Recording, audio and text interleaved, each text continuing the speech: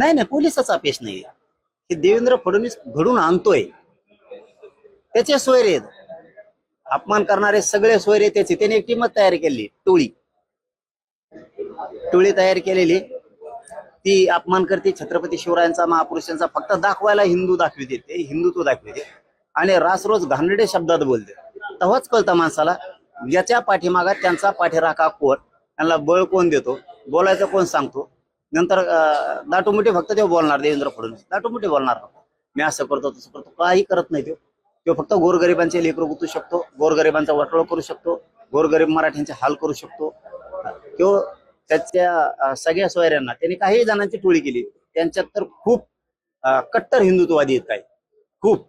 पण काही जण त्यांनी जाणून बुजून अवमान करायसाठी ठेवलेले. मराठा सेवकांची बैठक तुम्ही अंतर्गत छत्रपती भवनला बोलवली, काय नेमकी बैठकीचं आयोजन? नाही, बैठक अंतरवलीतच आहे असं समजा. कारण ते काय होतं, तिथं लाईट जाते आता थोड्या वेळाने. हे रोज चालू आहे. कारण मला वाटतं काहीतरी मार्चिन मुळा असं, म्हणजे काय त्यांच्यावर आरोप दोष नाही आमचा काय.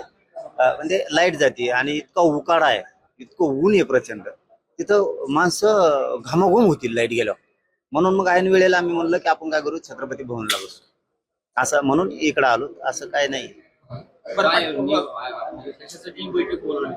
काय होतं बरं का, आम्ही एकत्र आलोय, मराठा समाज एकत्र आला, राज्यातला करोडो समाज एकत्र आला. पण लोकांच्या अडीअडचणी जाणून घ्यायला प्रत्येक गावात एक माणूस असला पाहिजे समाजाच्या हाताखाली काम करण्यासाठी. सेवक म्हणून, आम्ही नौकर म्हणून, त्यात समाधान आहे. समाजाच्या अडीअडचणी सोडून लय अडचणी येतात. शाळेतल्या मुलाच्या अडचणी आहेत, मुलीच्या अडचणी, शेतीच्या अडचणी येतात, दवाखान्याच्या आहेत, पोलीस स्टेशनच्या आहेत, तहसीलच्या येतात, अनेक अडचणी आहेत. पोरं दुसऱ्या शहरात शिकायला जातात. आता पुण्यासारखे, मुंबईसारखे शहर आहेत. अडीअडचणी आल्या तर सांगायचा कोणाला? मग वार्डानुसार त्यांना जर एखादा माणूस सेवक म्हणून असला तर त्यांना त्या अडीअडचणी सांगतायत.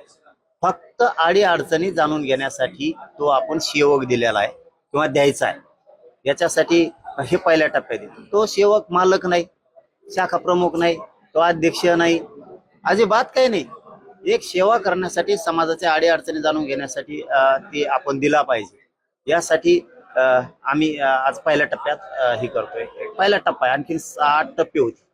राज्य खूप मोठं आहे, खूप मोठं आहे. आणि काय होतं बरं का, आमच्या गोष्टी गावापर्यंत माहित होत नाहीत किंवा गल्ली गल्लीत माहित होत नाही. गल्लीच्या अडीअडचणी आमच्यापर्यंत माहित होत नाही. खरं मूळ कारण हे. मग एखाद्यावर जर अन्याय झाला, एखाद्याची अडीअडचण जर सुटली नाही, आम्हाला 2-3 महिन्यांनी माहित होत, तोवर ते अन्याय करून तर बसतं घरात. गोष्टी माहीत झाल्या, किमान आपण त्यासाठी प्रयत्न करू, त्यांच्यासाठी मदतीला जाऊ. काय अडचणी नाहीत आज. कारण काय झालंय, आरक्षण नसल्यामुळे समाजाचं लय वाटोळं झालं. म्हणजे थोडक्यात असं म्हणलं ना, आमचं भविष्य आणि आयुष्य आणि अस्तित्व खाक करून टाकलं ह्या लोकांनी, ह्या राजकारणाला खाक करून टाकलं.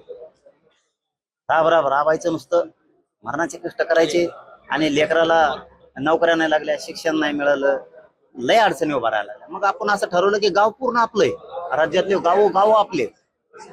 पण मग त्यांना एखादा माणूस त्यांचंच लेकरू, त्यांच्याच अडीअडचणी जाणून घ्यायला, त्यांच्या हाताखाली जर एक माणूस दिलं तर ते काम सांगतील ना, की बाबा अशी अशी अडचण होती, असा प्रॉब्लेम आहे, ते आपण सोडायचा प्रयत्न करू. म्हणून तो द्यायचा. तो मालक नाही. एक दुसरा प्रश्न, छत्रपती शिवाजी महाराज दुबईला फरार झाल्याची माहिती सकाळी समोर आलेली आहे. पोलिसांना इतके दिवस झाले पण प्रशांत कोरडकर सापडले. सोयरा आहे ना, सरकारचा सोयरा आहे ना तो, त्याच्यामुळे सापडणार नाही ना. बाकीचे असते तर आतापर्यंत नसले कशात तरी मध्ये टाकले असते, नसले कशात. त्याच्यावर देशद्रोहाचा गुन्हा दाखल करून त्याला जेवढ्या मकोकासारख्या जेवढ्या काल माहिती तेवढ्या त्याच्यावर टाकल्या पाहिजे. जर तुम्हाला खरंच राजाचं प्रेम आहे ना, छत्रपतींचं प्रेम आहे ना तुम्हाला, आणि मग आज देहा दुपारा हिंदूतलेच काही जण म्हणतो आम्ही, रासरोज छत्रपती शिवरायांचा अपमान करतायत, जिजाऊंचा करतायत, छत्रपती संभाजीराजेंचा करतायत. हे दिसत नाही तुम्हाला? हे दिसत नाही का? काय केलं यांनी फक्त आमचा वापर केला भांडणासाठी. फक्त माझ्या मराठा समाजाचा यांनी भांडणासाठी वापर केला आणि यांच्या राजकीय पोळ्या बाजून घेतल्या. माझ्या समाजाचं वाटोळ करून टाकलंय. खरं सांगतो तुम्हाला, हाक करून टाकलं आमचं भविष्य. आम्हाला नुसतं भांडायला ठेवलं, नुसत्या मारामारायला ठेवलं. काही असलं की मराठी सगळ्यात पुढं. कारण यांनी एक नसच ओळखली होती मराठीची. यांना काय लागतं, यांना फक्त उचकायचं, यांना मोठेपणा द्यायचा. मराठी भांडणे खेळतात, मलिदा आपण लाठी जायचं, सत्ता आपण भोगत जायची. इतक्या वाईट नियतीचे ते, क्रूर आणि सूड भावनेनं वागणारा माणूस जर म्हणलं तर देवेंद्र फडणवीस. नुसता वापर केला माझ्या समाजाचा, नुसता वापर केला माझ्या समाजाचं वाटोळं केलं याने. त्यामुळे आता आम्ही हुशार झालो. आम्ही बघू कोणत्या दिवशी काय करायचं ना ते आम्ही आमचं बघू. तुमचं हिंदुत्व आम्हाला परवडत नाही आणि ते नको दे. आम्हाला छत्रपतीचं हिंदुत्व मान्य आहे आणि त्या हिंदुत्वावर आम्ही चाललेलो आहे. आता नुसते निषेध करून चालणार नाही. आता छत्रपती शिवराय महापुरुषांवर बोलणाऱ्याला धडा शिकवावा लागणार. पाटील कोल्हापूरची पोलिसांची टीम कित्येक दिवसापासून त्यांच्या मागावर होती, तरी देखील ते फरार झाल्याची माहिती. पोलिसांचं अपयश म्हणावं का म्हणजे? नाही नाही, पोलिसाचा अपयश नाही. हे देवेंद्र फडणवीस घडून आणतोय.